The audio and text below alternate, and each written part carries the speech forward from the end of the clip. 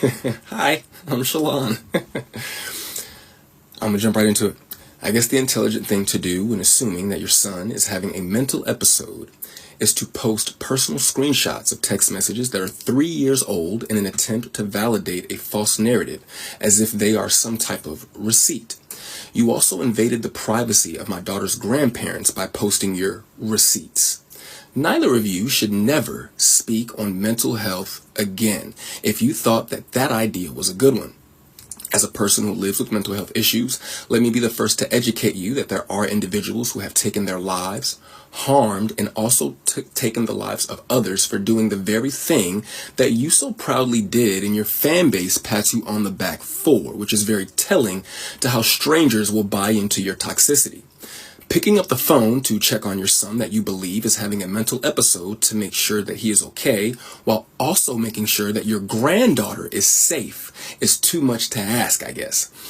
For those wondering, I have gone to therapy on several different occasions, and that is not something that I will ever be ashamed of.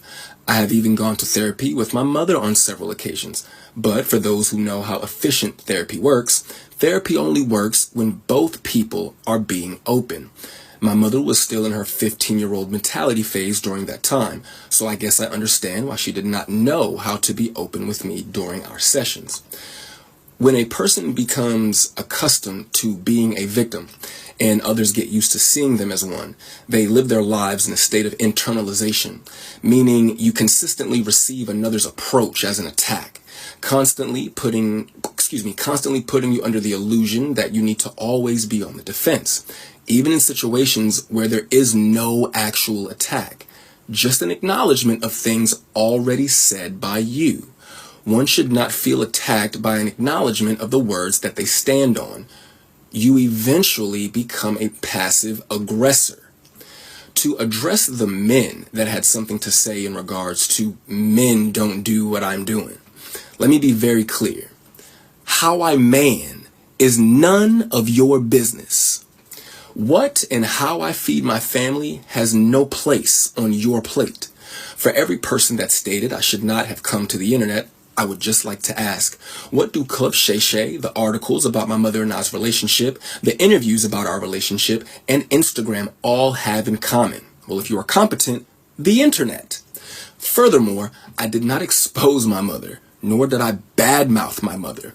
I simply provided context to what was already being said about me, while also explaining why I don't speak to them directly. The reason those that feel negatively about what I said are just having a hard time differentiating between Nikki Parker and Monique.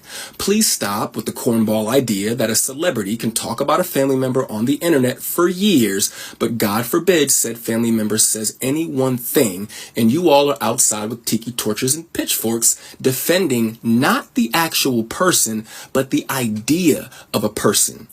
These people are in an industry that is efficient at making money off of what is pretend. So in essence, you are defending a character. I love my mother, and it took the birth of my daughter to help me begin to understand the value of a mother. I am very proud of my mother, though, and I'm proud of the things that she has accomplished and will go on to accomplish in the future. My mother's bad, man. I watched that woman go from Baltimore to the moon. That drive is also in my daughter's blood.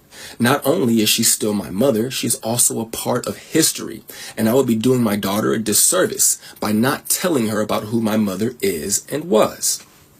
But since those messages that you posted were used as some type of a receipt to validate your false narrative, I figured I would take some time to gather up my receipts to validate my decision to move forward with my life without my mother in it. I do want to thank you all for listening for the now final time that I will ever address this topic, and I will leave you with my receipts.